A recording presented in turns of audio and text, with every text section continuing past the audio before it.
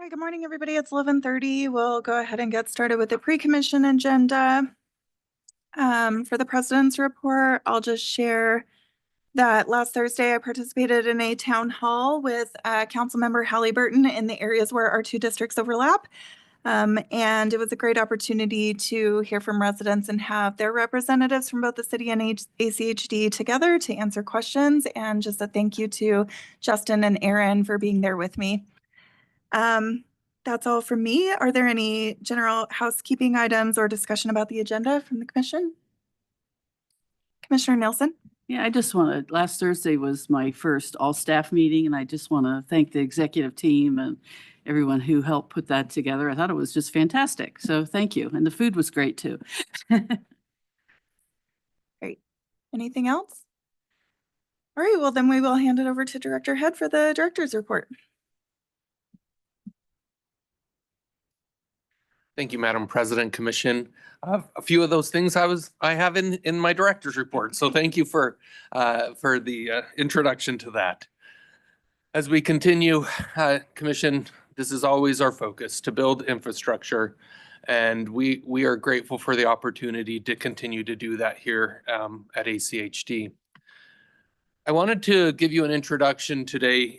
As part of our budget process, we are looking at our staffing needs in order to continue to maintain and do what's needed here at the Highway District. We currently have 465 and a half full-time equivalent, which we have one half-time position who works in our TMC. And this position I will tell you that we've worked really hard over this last year. We had a number of positions that we were looking at, and I'd shared that with you previously. But we were able to repurpose some positions internally as we looked at them and said, hey, maybe there's an opportunity to use this position differently. And we were able to fill all of those, the 2025 needs with internal shuffling around. But as we look at 2026, we are not, I don't think we can continue to do that forever. And so we are going to be recommending in the budget an increase of 6 additional FTEs. And just wanted to share with you a little bit of that so that you have that information to process as we go into the budget. Our broom crew, as you know, we've been working on ensuring one of our primary responsibilities of our broom crew is to ensure compliance with our NPDES permits. And so there's specific areas that have to be swept at a certain frequency. And we've looked at that and we said, well, within our crews, we probably can do that, but that would leave everywhere outside of that permit area unswept. And so some of the positions that we've created this last year, through some shuffling around, we created a second crew. We hired a new crew chief. We hired a few operators, but we have need of at least one more broom operator to continue that work. And so that's the first position there.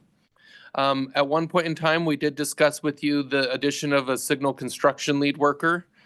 We were not able to fill that position this last year when we advertised it. And so we did repurpose that position and filled another need at that time because we had the ability to fill a need then. And so that position will be coming up and we're looking at that. We continue to work to enhance our paint and our sign crews to make sure that they have the appropriate staffing to meet the tremendous workload that they have. We are excited that this next year we're going to be able to add a third striper to the fleet and be able to staff that appropriately. And we just, this is part of that work to make sure that we have the right staffing there. Next is a mechanic position. I'll talk about that one in just a second. And then the last position that we're going to be looking to fill is a budget analyst. Over the last year or so, we had an intern who was helping Christine manage this and saw the great value that added. But even more, we have a over $200 million budget and one person overseeing it. And as much as Christine does a fantastic and tremendous job at that, we think it's time that she has some dedicated help. And so that's one of the positions that we're going to be asking for there too. So our internship and apprenticeship program, we are going to take a look at this and see what is the best way to continue to build this, to use it to help ensure that our crew's growing. Over the last few years, we've had what's called an intern to hire program and had at least one FTE dedicated to that. Currently, we have one of our mechanics is in that position. It's allows her to be on staff, but she would need to apply for positions as they become available. And so with the mechanic position, we want to create a position there, and so that we would have two intern to hire positions that we would be looking at. We really do see a lot of value in the interns that we have. We have about 10 at any given time, and those interns have great talents and would love to stay on with ACHD, but we don't always have the positions to do that. And so having this kind of rolling position that we can use and then move them into dedicated FTEs is something that we'll be looking at. So I wanted to pause with that and see if there are any questions. So ultimately the request is that we would be adding 6 additional FTEs to the highway district, less than 2% growth in our staffing, about a 1.3% that we'd be looking at, but just wanted to share that with you today and answer any questions. Commissioner Nielsen. Thank you for that. So whenever I look at FTE increases, to me, it's just an output of what service standards do we have? How much has the highway district grown and its responsibilities? I don't know if the metrics, lane miles, different budget areas, all of that. So in as much as we can, I think it'd be good if we don't already have it, is to have some service standard, I guess, or how much work per FTE or per division. What is, where are the stress points? Where are they going to be in the future as Ada County grows? So I think all of these are, the budget thing, yeah, some of the local governments have smaller budgets and probably have twice as many staff. It's not to say that we're more efficient or they're less efficient. It's just the nature of the work. And I guess the other thing is how much overtime are we paying? What are those other indicators that there's a little bit too much workload for staff? So I think in a budget proposal, as we move forward to that, I kind of want to see some comparisons to really justify that, because I just see local officials attacked for growing government. But I think as Ada County grows, has to be some just factual basis for, we either provide the same level of service, we need more staff, or do you want us to decline the service that you're receiving, and keep the same, overwork the employees that we do have. So as much as we can define that, I think that would be really helpful. Madam President, Commissioner Nielsen, that is one of the things that keeps me focused in terms of our operations team and making sure that grows along with the system. We grow at about a 1% rate in terms of lane miles every single year. And in order to be able to keep up with that growth, to be honest, I think we've fallen behind at different times. We tried to add it at different times in kind of clumps, but I do believe there are areas that we haven't added to for a very extended period of time. For example, one of the positions that we filled with an internal reshuffling this year is a dedicated GEO to our paint crew. That crew hadn't grown in 25 years. And we were seeing the amount that the crew can accomplish is amazing, but we were starting to see some areas where that was causing problems. And And so that's one of the things that we added. And then these GEOs that can go back and forth in the wintertime when the paint's not able to be done and they're more flexible type positions, those rover positions have been a really valuable way of making sure that we can meet needs and augment staff when it's most appropriate. And so, yeah, that's definitely one of the things that we are paying attention to and making sure that our crews grow with that. When it comes to staff level positions here in the office, we are pretty careful when we add those positions. But from a operations perspective, we definitely need to make sure that we are keeping up the crew for the work that needs to be done. Thanks. Commissioner McKinney? Thank you. Yeah, Director, just a couple of quick questions. That first item with the broom crew and the NPDES permit issue, is this a new situation?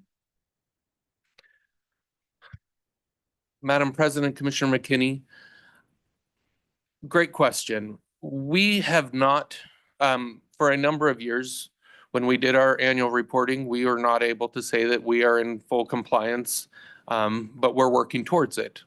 Over the last year or so, we did a study to really evaluate our crew, the way that it operates, the way that we're efficiently doing this, how are we collecting data? And what came out of that is that while our current crew could do our compliance, it could do nothing else. If to get us to full compliance, we could do that, but we wouldn't be able to sweep anywhere in the county outside of Boise and Garden City. That's what the permit, and then there's a portion of Meridian that we would be responsible to also sweep. We couldn't sweep in Cuna, we couldn't sweep in Star, Eagle, really anywhere in the county. And there's a level of expectation that we hear from the constituents on saying there's this on the road, right? When we respond to emergencies. It also helps us with our chip seal program to have additional crews that can be available during that and still have crews that are available to do that compliance sweeping at the same time. And so having this crew grow helps us meet both the compliance side, helps us meet the level of service side for outside of this service area, the permit area, and then meet our chip seal needs. Okay, if I may. So if we haven't been in compliance heretofore, what are the consequences of that? And then I have an additional question beyond that. Ultimately, the compliance can be, I would look to our legal counsel, but there is some jail time that can also be, and some liability that goes to me and to the commission. And so we are responsible for ensuring that compliance we get there. They've been patient with us. As we said, we're working towards it. We're working to get to that goal, and make sure that we're meeting that requirement. The other thing is, once we get there, we can also look at the level of service that we're providing, and if we're able to demonstrate that the water is meeting a cleaning standard, then we can look at, do we need to sweep as much? And so we have to get there first in order to be able to demonstrate those things. Okay, well, let me then just step back to more of a general question. Preliminarily, these new full-time employee positions, what's our preliminary budget estimate for the cost of adding these additional employees? When we were looking at the same count, it was somewhere around $500,000 when we looked at this throughout this year. And those ones we were able to fill internally, but it was roughly the same types of positions, a lot of operators and those working in that area. So I would say it's probably less than $500,000, but that's generally when you're looking at positions, you're looking at in the area of full-time loaded cost is about $80,000 with insurance and other things to $120,000 depending on the level of position. Okay. All right, thank you. Yep. Commissioner Goldthorpe? Yes, you need another broom crew member. What about our broom that we just lost? Are we gonna be able to have something for him to ride? We Madam President, Commissioner, we do have in our brooms, because they go down from time to time, we do have some extras that can be used and swapped in and out. That broom will be replaced, and the insurance company of the one who hit us will be responsible. And so we're working through that I just process. remember how long it took us to order brooms. It does. It takes the an recent extended past. amount of time to get them, but yes, we will get that one replaced. Okay, and comment on the sign shop. I know what we're doing to replace a lot of signs, and a year or two ago, someone stood before us and told us how many years it would take to catch up with the signs that faded too fast. So I see the need there. The one I'm most concerned about is the budget analyst. Mhm. For years, I've thought that Christine could absolutely do anything. And so I've kind of given her a hard time and had stump Christine contests and everything else. I think you should do everything necessary to make sure that she's happy. Thank you. Well, She probably wasn't expecting me to say that either. speaking of team members, I shared with you last time that we had a visit to our new TOC. We got this picture afterwards as a thank you from the team. They went back and they created some of their own signs, and just thought I'd share that with you. Just to say thank you. It looks like they're already prepared. I see some good compliance signs there, and so we'll continue to look to recruit as early as we can.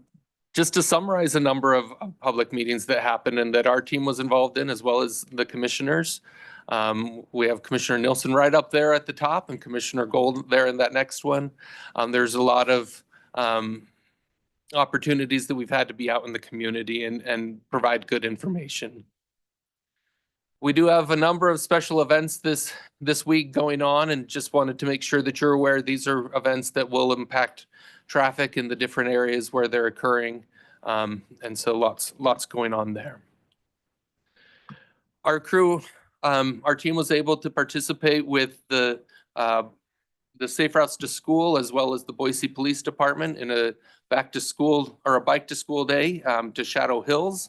They were able to use the street there, and you can see a lot of parents and students who had the opportunity to ride to school that day that they may not have otherwise. And so we're always excited for these events to participate and encourage safe routes and safe access for students to school. So I've mentioned to you a grant that we received in partnership with the Idaho Transportation Department.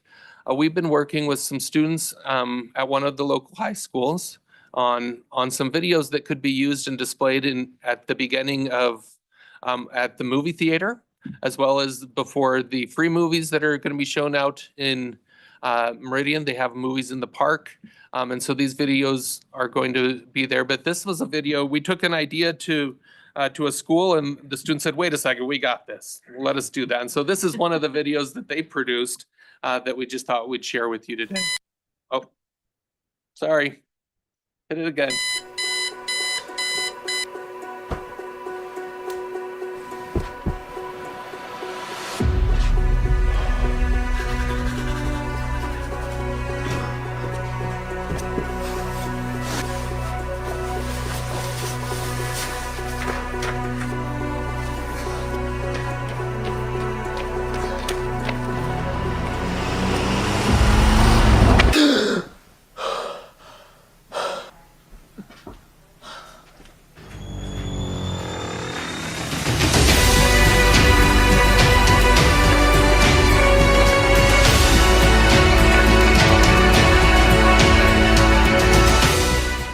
So the Glow Up campaign is really intended to encourage nighttime visibility. And so we thought that what a great effort made by these students and their creativity. They got the jump scare in there, so really grateful for their efforts to do this. Wanted to also share with you a great joint project that we were able to complete and really an effort to really get something done quickly. The city of Boise has built a linear park along Goddard Street over this last year. It's a fun little place that where using a canal bank, there's a pathway there. There's also some small park amenities. But to get there, Fircrest Street wrapped around right there next to it, and there was this gap. This came to our team on March 6th, and they were able to complete the project by, I think it was May 5th, and had it open. The team was able to get the design done quickly and then get it built and contracted out. It's, maybe it's a 100 feet or so there of sidewalk, but those small things that the team was able to see a need and to jump on and make sure that access is complete very quickly is a really positive thing. You mentioned the all staff, Commissioner Nilsson. Thank you to each of you who participated there in that. We're so grateful to have you there to be able to say thank you for that wonderful facility. It was a wonderful time. McIlvain provided the food, and it was very popular amongst the staff. I think that would be an understatement, but it was a great experience, and we're grateful to have that building fully up and running and dedicated to the work that the crew is able to do there. Just to make you aware, there is public involvement going on Collister Drive. We've adopted a concept study for this project, and so this is just through the design process. As part of that, we're just updating the neighborhood on that project moving forward. We also wanted to share with you one of the initiatives and efforts that the team's making with regards to managing our projects and getting projects designed and ready to go. In this last update to our on-call consultant selection process, we included a project management consultant category. We typically like to do all of our project management in-house, but that is an area where we've seen some turnover, and especially when it comes to some of our larger federal aid type projects. And so we just recently selected our first project management consultant who will almost oversee a program of projects, and run those through the design and make sure that those projects are ready to go when it comes time for completion. Now, again, we'd prefer to do that in-house when with our own team, but we're kind of hitting a point where we said if these projects are going to be able to move forward, we need to have someone else lead this process. One of those projects is our Fairview Avenue Bridge replacement.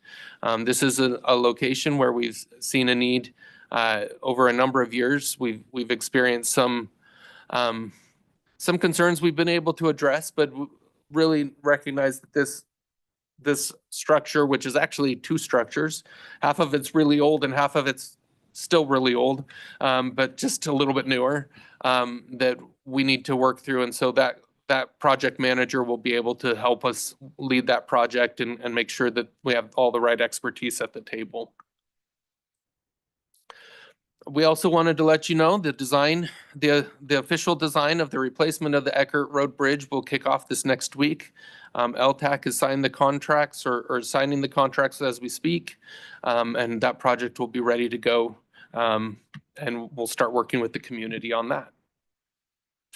So just a few last things that are coming up. There is a drop-in meeting this afternoon for ITD's Highway 16 project, if you're interested. We are going to have our communications connection. This is where our communications team meets with all the other communications teams throughout the valley, at the public agencies and others.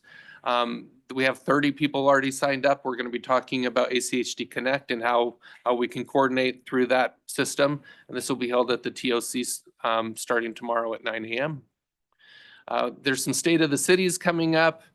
We also have Bike to Work Day on the 16th. We have a bike movie night being led by the Boise Bicycle Project, and they've invited us to table there and share some information, some of our bike maps and other things that we have at that. So with that, Commission, I'll stand for any questions.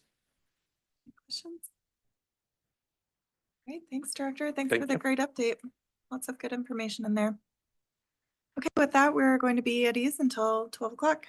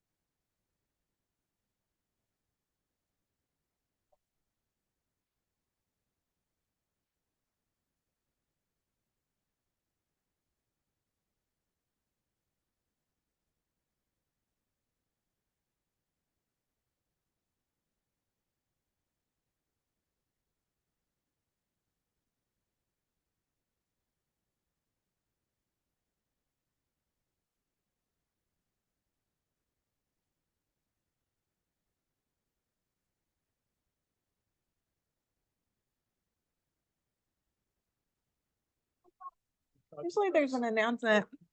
All right, everybody, it's now 12 o'clock. I'll go ahead and call the meeting to order. Thanks all for joining us in person and online, and please join us in the Pledge of Allegiance. I pledge allegiance to the flag of the United States of America and to the republic for which it stands, one nation under God, indivisible, with liberty and justice for all. All right, the first item is to adopt the agenda. Is there a motion? Yes, so moved. Second. We've got a motion and a second. Any discussion? All those in favor? Aye. Aye. Any opposed? Motion carries. Next up is the consent agenda. Items on the consent agenda are considered to be routine and will be enacted by one motion. There will be no separate discussion on these items unless a commissioner or citizen so requests, in which case the item will be removed from the consent agenda and placed on the regular agenda. All consent agenda items are commission action items unless noted. Your motion to Madam President, Commissioner McKinney. I move that we approve the consent agenda as presented. Second. All right, we've got a motion and a second. Is there any discussion? Okay, all those in favor say aye. Aye. Aye. Any opposed? Motion carries. Next up is the regular agenda. We've got one item here, fiscal year 2025 Q2 impact fee program balance presentation by Christine Tandler. Welcome. Madam President, Commissioners, for the record, Christine Tandler, Budget Manager. I'm here to present the impact fee program balance for Q2 of FY 2025. At the beginning of the year, we started with about $11 million. We are ahead in collections right now, looking at an ending second quarter balance of $18 million. The main impact fee projects are finishing up Eagle Road State Street Phase 1, Lake Hazel and Eagle Road intersection, as well as the roadway portion to Amity, and then the State and Pierce Park Lane intersection and roadway. The extraordinary impact fees started the year at 3.9 million and ended the second quarter, at 4.2 million. In accordance with the amended ordinance and resolution, impact fee program has a balance of 18 million. I will note that I am working through a projection to see where we'll end up at the end of the year. Beginning of the year, I anticipated us to fully expend that. We are a little ahead of collections. We may have a small balance, but we're going to expend most of that 18 million between those two main projects.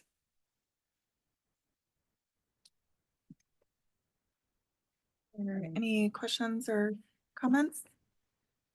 I have a Commissioner Nielsen. question, Christine. So I assume there's a cyclical rhythm that the first two quarters we're not doing a lot of construction, October to now. So do we spend most of the impact fee every year during the summer quarters in the construction season, or is there any relationship to that? Madam President, Commissioner Nielsen, yeah, that's absolutely correct. And then we will see sometimes in first quarter, because first quarter gets us the October, November, December. So we will see some of those lagging, but yeah, we do spend most of our money in September.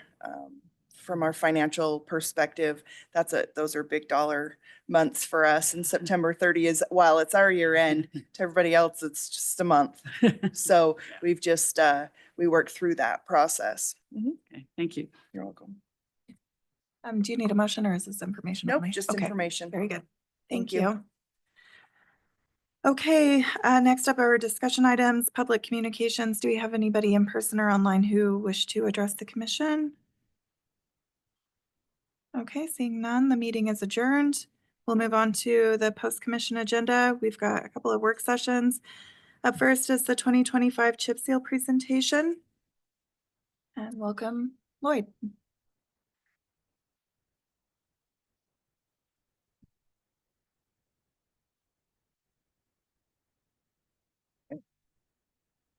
Thank you, President Gold, Commissioners. For the record, my name is Lloyd Carnegie. I'm the maintenance manager. And with me today are the real stars of our chip seal program.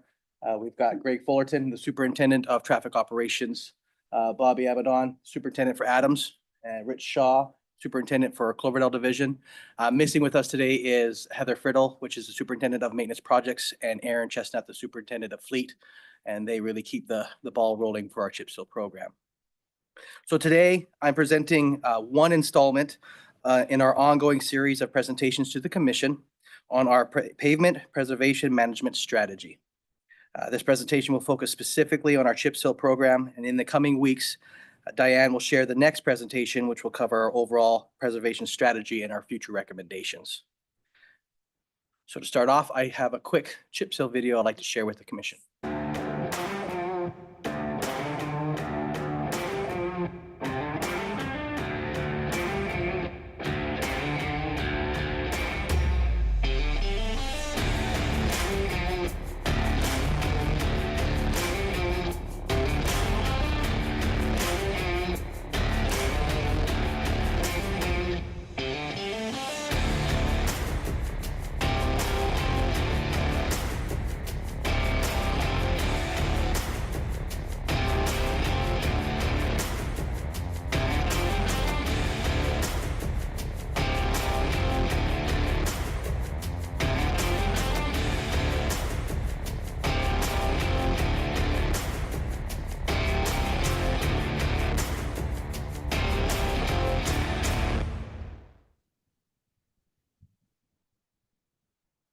Okay, so why do we chip seal? It is one of our most cost-effective preventative maintenance treatments that we have in our toolbox. It's almost 30 times less than a reconstruction. The moment a road is paved, it starts to deteriorate. And if we are able to hit it at strategic points, we're able to lengthen the life of that roadway through this chip seal process, and it's been very effective here in Ada County. So we have broken up Ada County into 7 different preventative maintenance zones. This year we'll be in Zone 6. And again, our strategy is to crack seal roadways and selected chip seal roadways to ensure that we prolong that life as long as possible here in the county. So our plan this year is we'll have 2 chipping crews. One will be led by the Adams team, another one led by our Cloverdale team. We'll have 1 fog seal crew, which will be led by Cloverdale. We'll have 2 paint crews this year. We have 2 paint trucks, and they'll be alternating so they can have 2 crews going. Our official start date for chip seal will be May 27th, which is the day right after the main long weekend. So we're really excited for that. And our chip sealing, we prioritize the roadways. We select them through arterials collectors, school zones. There's some roadways where we're looking at readjusting some of the paint lines. So those are the obliterated areas.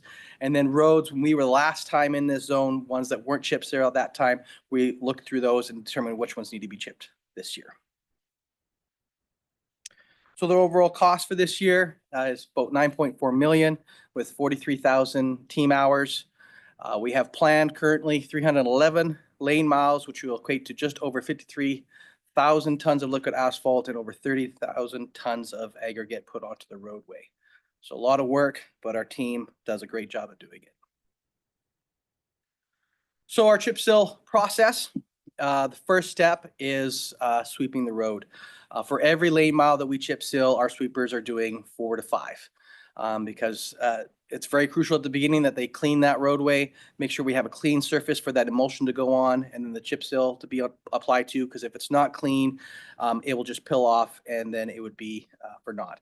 So it's very crucial that we get those brooms in there sweeping. We already have crews currently out now doing the pre-sweeping for chip seal. Once the road has been chipped, they will come back and they will sweep up any of the excess bulk material that's on the top. And then they will also do a final sweep just before it's fog sealed. And then should they need to sweep it again before painting, they'll also do it at that time. So they touch that road, that same road multiple times throughout this whole process. So our broom crew is very crucial to our chip seal operation. So after it's been swept, we have our actual chip seal crew. It's led by the distributor truck, which is what lays down that liquid asphalt or liquid emulsion. It is calibrated to put down just the right amount. We do adjust that depending on the roadway. Our crews can make those calls in the field. Right after that is our chip spreader, which is also then fed by our dump trucks that are skillfully backed into that chip spreader. It's impressive what they can do. And then in behind those dump trucks are also our 3 rollers that really help orientate that chip into that emulsion so we have a really good product at the end. As you can tell, our crews go against traffic. As we found that is the most effective and safest way for our crews to chip, as it's easier to direct that traffic over into the other lanes. And we use an extensive amount of flaggers and traffic control to make sure that everybody's safe. So after it's been chipped and then swept, our fog seal crew comes in and puts a thin coat of fog seal on top. This helps lock in that chip so we don't have a whole bunch of chip loss. Plus also gives a nice blank canvas. Looks like a brand new road, but also allows for our paint crew that comes in afterwards to repaint the lines if they need to do adjustments. They could do it that time as well. They also could put in the crosswalks, the thermoplastic lines as well. So preparation for chip seal happens very early in the year. We start in January, it goes all the way up until we start on May 27th. We have multiple meetings where we go over the maps. We go over what projects, either through development services or our construction group, to ensure that we're not going to be in the same location at the same time, or why chip a road if they're just going to come in and replace it anyways. So we have plenty of those review meetings. We talk with communications. We meet with our partners like ITD and have all that coordination. Our fleet is also going through a lot of our equipment, making sure that everything has been replaced or has been tested and calibrated and is ready for that first day to go out on site. So on April 10th, we did have a meeting with ITD, as we do have several intersections that meet with their intersections. It has been actually a great coordination. In the past, we've been directed, we had to stay back 500 feet from the intersections, and then we had to do the other 500 feet during a weekend or at night. They've actually been able to give us, grant us the ability to go right up to our right of way, even during the week, which will really greatly help our operations and limit that weekend work. That's really tough to schedule a lot of that. So it's been a great partnership with them. We met with the Ada County Sheriff's Office, the dispatch. They do receive a lot of phone calls when we're doing chip seal. So the more of what for them to know what we're doing, where we're going to be, how the process works, helps them answer those questions for us and takes that burden away from us. So again, another good partnership. On May 7th, we met with Ergon Asphalt. They're our liquid asphalt supplier.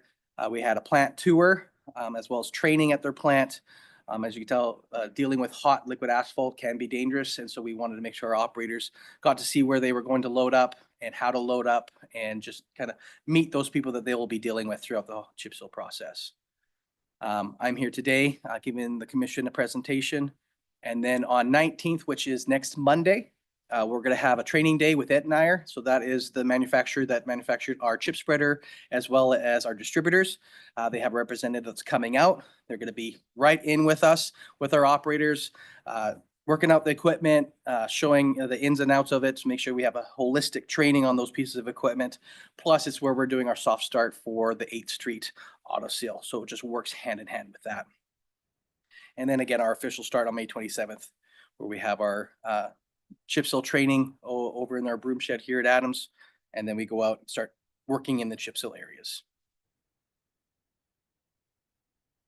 So our work schedule. So again, the next week we'll be starting on 8th Street auto seal. And then the week after is we officially start our chip seal. And again, this is all weather pending. We're still watching the weather right now. It's a little cooler than we would like it to be. So depending on how it looks starting next week, things might adjust.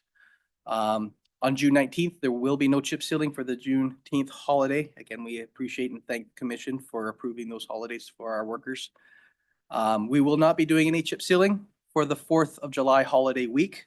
There's a lot of events and programs that go on. And so we look at that time to go through our equipment, get some other projects done that we need to do. But we will still have the sweeping, fog sealing, and paint striping continuing that week. We anticipate completion of the chip seal August 28th. And then fog sealing September 18th and the paint striping September 25th. So with that, also the Labor Day holiday, we will not be having any sweeping or fogging. But we will be having our chip seal victory party on September 25th, and you're all welcome to join us for that and celebrate the finish of chip seal with the team. So communication is key to a very successful chip seal program, considering the amount of people that we impact through it. Some of the areas that we communicate is through our mailers that we send out to everybody in the affected zone. So those went out a couple weeks ago. We've already had people communicating with us. We have a new thing, QR code on it that citizens can sign up to get notification of when we're going to be in their area. So we really encourage citizens to sign up for that. It's going to be a great way to communicate with them. We have some press releases ready to go, flyers, digital. Social media is a great platform in which to get a lot of this information out through videos and through just random posts of where we're going to be. We also have our interactive map. This is a map that through our website they can get to, and it shows all the roads that we currently have planned. And throughout the year, as we're going through, some projects may pop up or some changes may be made. And so we will adjust that map so citizens can see live what we're having planned and where we're at in the program, where we've swept, where we've chipped, where we fogged, so they can see our progress. So that's definitely a good place for citizens to go to know where we're at. Rita, we've coordinated a little bit more this year with our traffic analysts. So they not only know the zone we're in, they actually have a map of all the roads that we have planned, so that as they get requests in for projects and the traffic control and detours, they're also looking at our map to make sure that there's nothing going to be conflicting with that. So that's the new process we're doing this year, and we're hoping it'll be very effective. We collaborate with the cities that we're in, as well as the sanitation companies, to make sure that we're not impeding their ability to do their jobs. HOAs, businesses, and of course the ITD plays a big part. And then the Sheriff's Office dispatch and media relations. So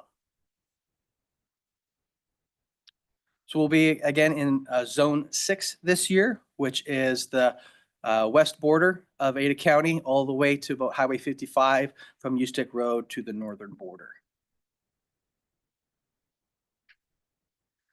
We highly encourage and would welcome anyone to come out and join the team to get a firsthand experience of our chip seal operation. We call it our ballet because there's so many moving parts, but everybody knows where they're supposed to be, and it's impressive. So if you'd like to come out, please give us a call or an email, and we will definitely get it scheduled so you guys can come out and see.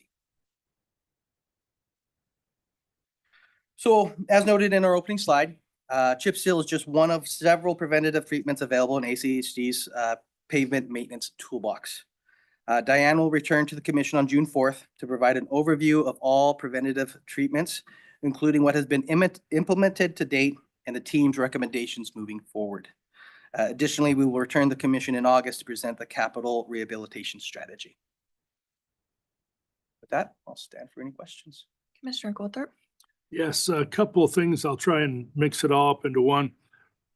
For the last couple of years, we've been talking about how far behind we're getting because of weather and air quality issues.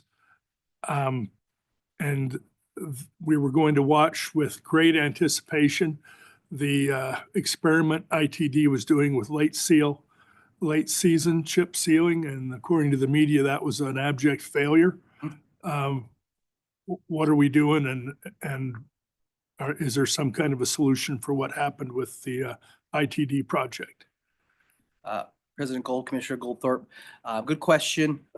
We have been in contact with ITD to look at what went on with that chip seal area that is peeling off. There are they slightly adjusted material. It was late in the season. So there's many factors that kind of led to what happened on that roadway. There are several other roadways that ITD did that same year that are very successful, that are working. And we're looking at them. And we actually had Knife River approach us. They want to do a pilot location in Ada County for this hot chip seal, but during the day. And so we're working in communication with them to see how that would work and where we would want to do it. But it is a different style of chip seal that could be very beneficial. And if it works great at night and it could take our arterials and collectors, it could be another method. And Diane will go more into that as she does her preventative maintenance strategy. Okay, cool. Because I have all kinds of questions about that process, and when was that going to occur? June 4th. Oh, okay. Well, I'll be gone. I'll talk to her privately. Any other questions? Commissioner McKinney? Madam President, thank you. I have 4 questions, Lloyd.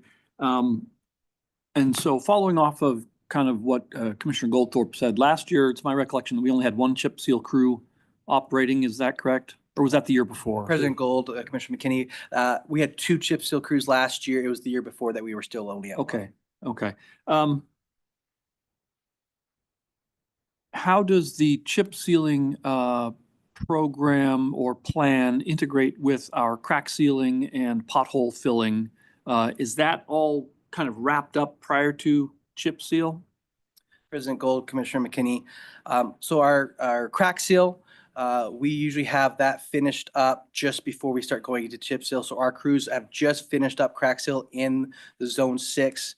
Our crews, our ACHD internal crews, do all the residential roadways. Our contractor does all the arterials and collectors because that is crack sealed at night.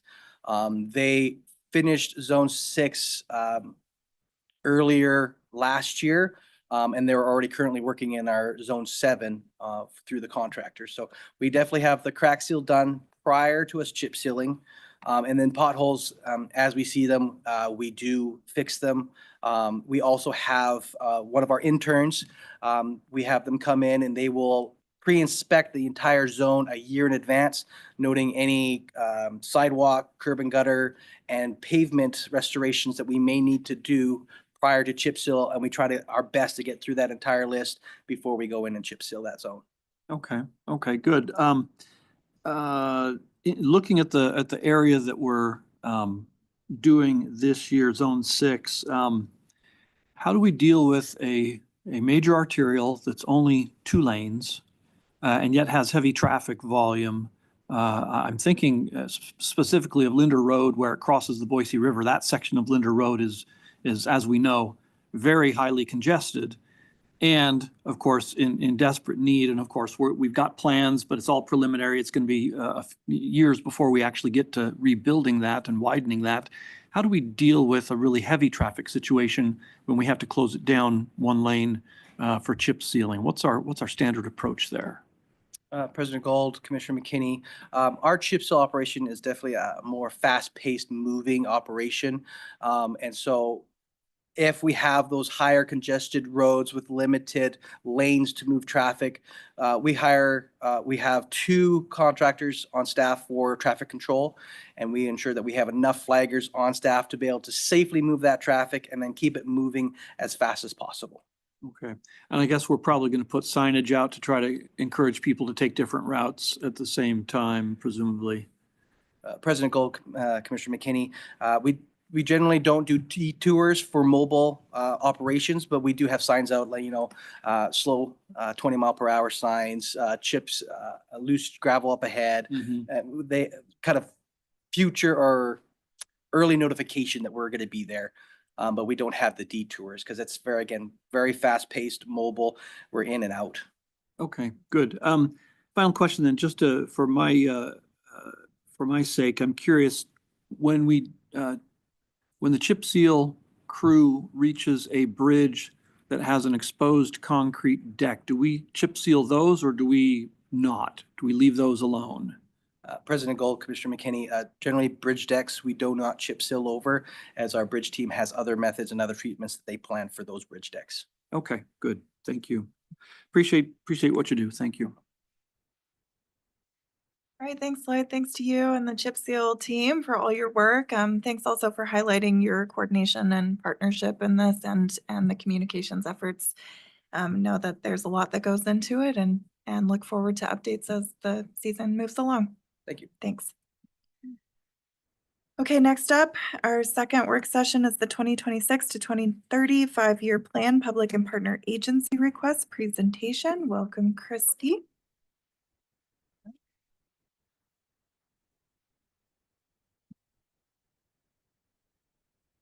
Hi, good afternoon, Madam President and Commissioners. For the record, Chris Danselman, I'm the planning supervisor over in our capital projects area. Today I will be presenting on an overview of what we heard from the public and our partner agencies for the 2630, I can't believe I'm saying 2630 5-year plan update. So the purpose of today's presentation is to review themes and things we heard from the public, as well as our partner agencies. We will go over their top requests, some early programming goals as we're right in the middle of working through that process, and then what our next steps are. There's just a snapshot of the overall process of the integrated 5-year work plan. We're basically smack dab in the middle. We're here to give you that presentation as an overview, but there's been a lot of months before and there'll be a lot of months after to get that initial draft. We are targeting a release date of July 7th for the public and our partners. So we will be back in front of you to talk about that soon. And then a open house that we're going to have with the neighbors in the know coming up as well as part of that effort. I did want to highlight, sorry, I'm jumping ahead to my stuff, that historically there's been confusion from the public and our partners generally when it comes to our community programs projects and the different types of sub-programs that we have within that. So in an effort to be more clear and transparent of what those projects are and what they're going to include. So the list on the left side of your screen is our current programs, which are community programs. We have a bikeways, a core, safe sidewalk, and VRF. VRF is just our funding source for the vehicle registration fee. That's always caused confusion. And then we have our traffic safety and ops program. So the new programs that we will have, we're going to consolidate, make them a bit more clear. So basically we have our safe routes to school. That was previously our VRF, because that is a dedicated funding source that we receive from our those registration fees. We do need to keep those projects separate, similar to dedicated funding for impact fee eligible projects. And then the remaining projects that are not eligible for the VRF fundings, those would just be under our safe connections. So bikeways, what was core, what was our safe sidewalk, those would all be under the that particular program. That would also include all of our rapid implementation projects would also fall under that category.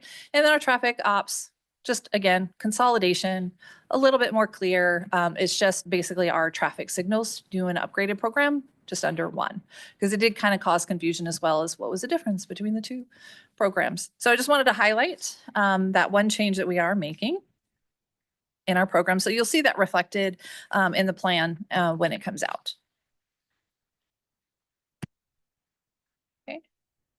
And then I also wanted to take a moment in light of the laws that were passed. We wanted to take a moment to review the interpretation of those laws and how they would be applied to our projects that we have in the plan and any projects coming into the plan. So we utilized existing language and direction under our interpretation. So that first item with the language of near schools, the school district's already set what their school walk and bike routes are, and that's 1.5 miles from the school districts. So we will evaluate each project against those boundaries for all the different levels, so elementary, middle, and high school, to make sure that they would fall within that. For the near parks, we already have language in our project prioritization methodology that highlights what a civic facility, transit, and commercial destinations are. And within our own prioritization, we highlight if it's within 1 mile. So we would utilize that same interpretation of that language where it says near parks or other designated pedestrian or bicycle areas. So a park would be considered a civic facility, so it would fall under that jurisdiction as well. For non-residential collectors, we have our master street map, which already classifies all of the collectors throughout our network and sets those typologies. So we would utilize that existing document for the difference between a non-residential collector and a residential collector. And then finally, with the decrease, the width with the new laws. So our interpretation is that that means the number of travel lanes could not be reduced, and that does include the center turn lane. We do not anticipate that parking areas along the roadways, those are not considered travel lanes, and so those could potentially be reduced. So I just wanted to highlight that as we review all of our projects in the plan and how this would impact or not impact the scope for those project delays. Then we're going to roll into the fun stuff, which is our public outreach efforts. So this is our kind of a snapshot of our public outreach that occurred between January 8th and February 5th. Again, we utilized our interactive map and the ability to click on projects and provide direct feedback on those. This year we received 641 comment, which is great. We definitely saw some themes that happened throughout those. These two categories, and you'll see throughout my presentation with the name change of community programs, you'll start seeing that change in our program messaging of the safety and compliance. So anytime you see that, we're talking about what was formerly our community programs projects. So just wanted to highlight the top comment we received on projects. So road and intersection projects, we have 8 here that we've highlighted. Obviously, the highest one we received was Palmer and State Highway 44, 94 comments. That is a project that's being led by ITD. But the remaining projects, you see some of those numbers on the side. That's how many comments we've received on each one of those projects. The same goes for safety and compliance. Those are our top number getters. We did see some themes specifically with our road and intersection projects. There was definitely a highlight in the Southwest Boise area for those roadways.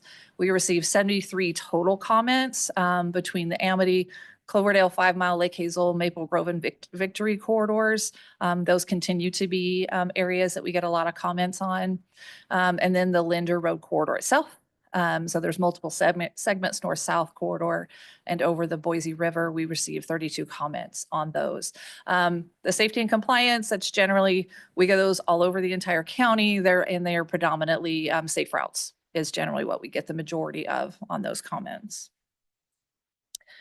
And I did want to highlight that a list of the entire public comments that we received, both how the public ranked them, because they were asked to rank those projects, whether they were important, somewhat important or not important to them, and any additional feedback they wanted to provide us. So all of those comments were included as an attachment to the memo.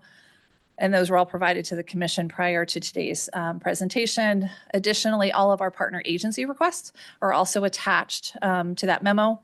Those are also available on our website already. And so those have been updated if you go to the project prioritization page and scroll down to the bottom, all of the partner agency links to their requests are listed there. We did receive 2 letters, one from our Bike Advisory Committee and one from our East End Neighborhood Association, and those were also attached to the memo. So I just wanted to highlight that as well.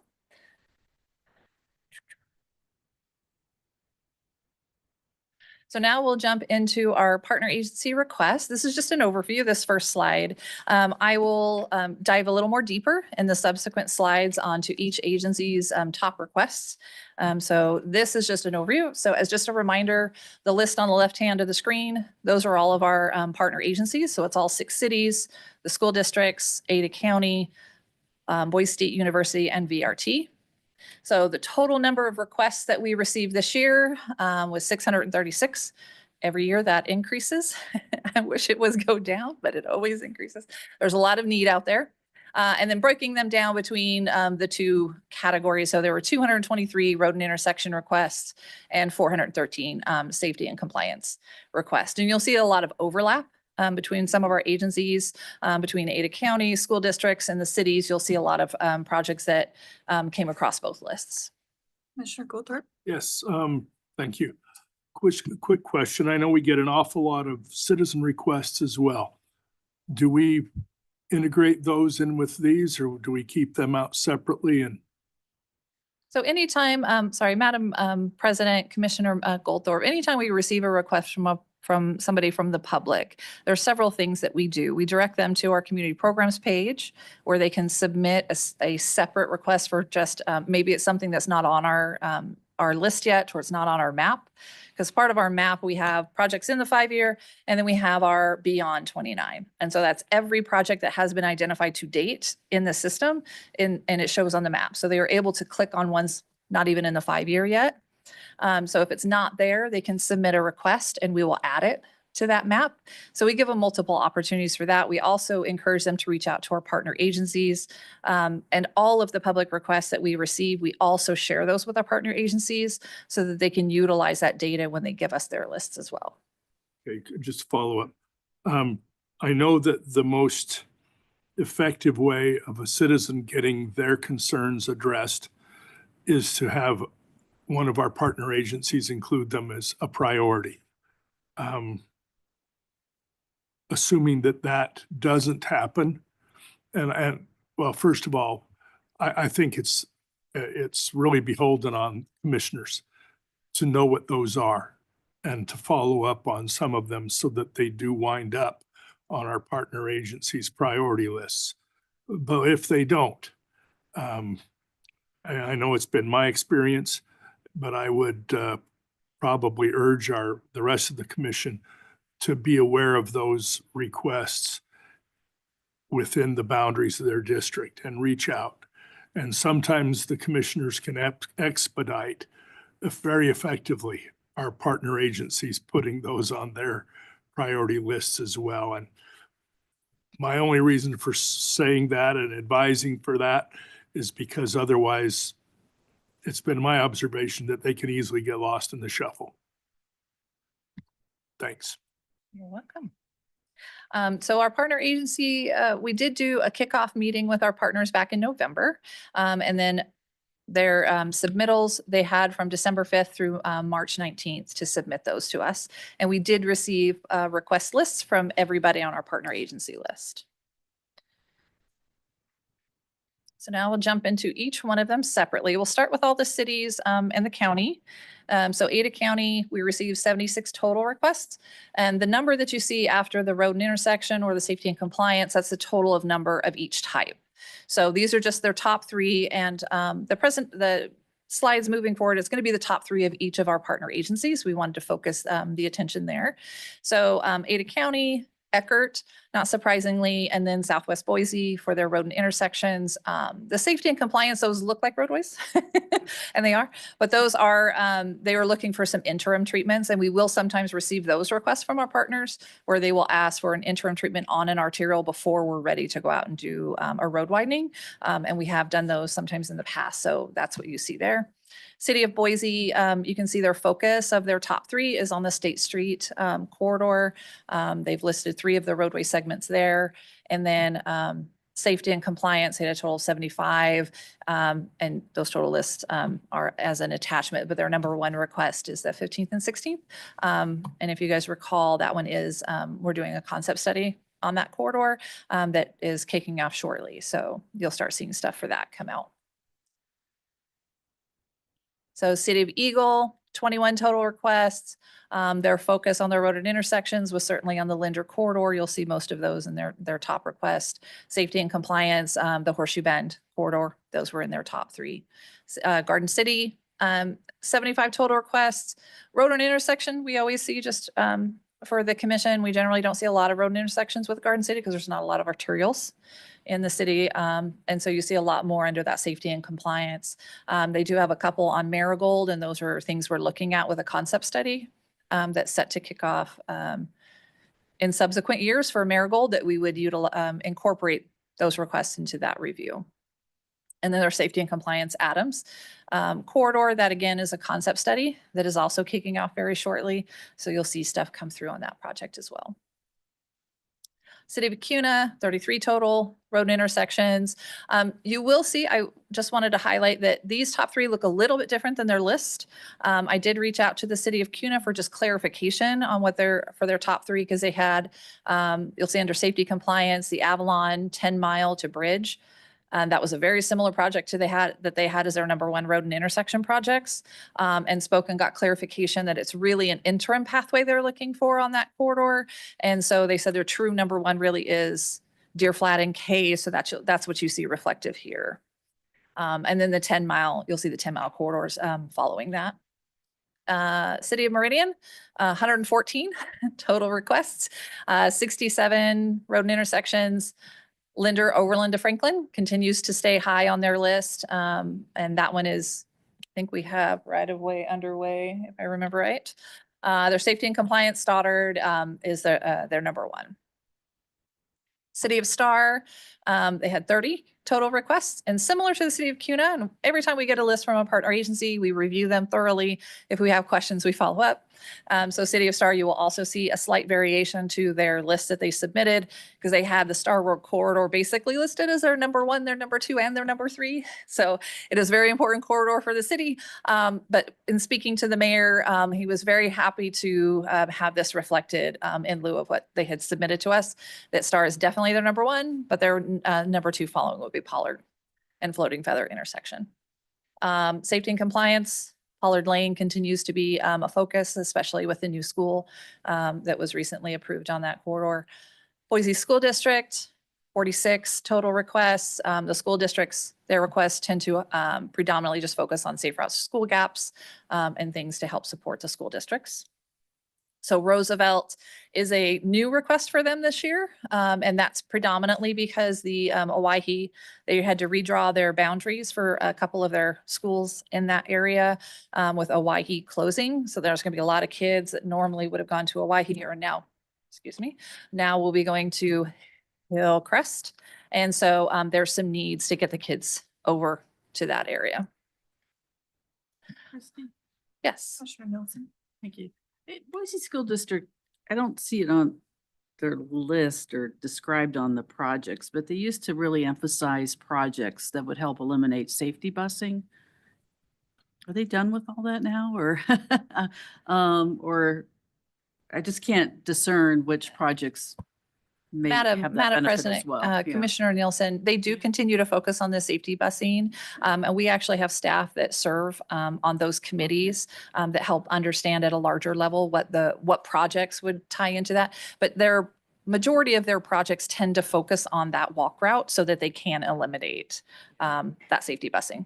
And even within our own prioritization, there's additional points that are provided to projects within that walk zone to also help Okay. with that, the removal of the safety busing. Okay, thank you. You're welcome. So CUNA School District, total of 44. I'm losing my pen. Avalon and K was their number one road and intersection. And that is, if you guys are aware, that is finalizing like as we speak. I think it's even open already.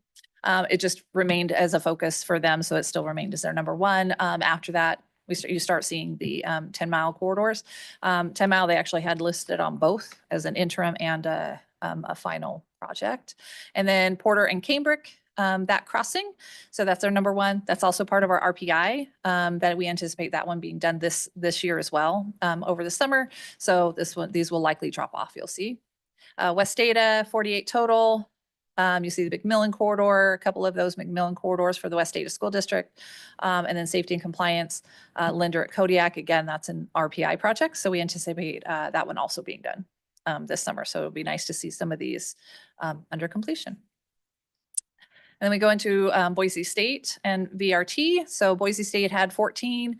They have Boise and Capitol Boulevard realignment that's specifically for that little spur that comes out. And then safety and compliance, there was a request for University Drive for some reallocation. VRT, they had 44 total requests. Their number one is at the State and Willow intersection. That's part of one of the State Street corridors. That intersection we were done with one of those segments. And then Orchard Street corridor itself. And finally, I just want to highlight some of our early programming goals that we have as we really start getting into the meat of the 5-year plan, as it were. So for the first 2 years of the budget or first 2 years of the plan, we will balance to our budget. Then we will complete we're in the middle still of doing that, a thorough review of all of our projects that are in the 5-year plan to make sure they're in compliance and then amend or delay as needed. We'll continue to do a thorough review of all of our partner agency priorities, hoping to accelerate their top requests as possible and as funding is available, and adding new requests to the system for full transparency. And continuing our prioritization efforts that are also ongoing. We have a lot of in-depth going on right now. We'll continue to program with flexibility in our out years and continue to aggressively seek federal funding to help support our efforts on a lot of our projects to make sure those continue to move forward. And then I also wanted to highlight that you'll see some new programs that'll continue to emphasize our asset management strategy. And you'll get more of that as well on June 4th with Diane, but you'll see some new asset management projects popping up in this next iteration.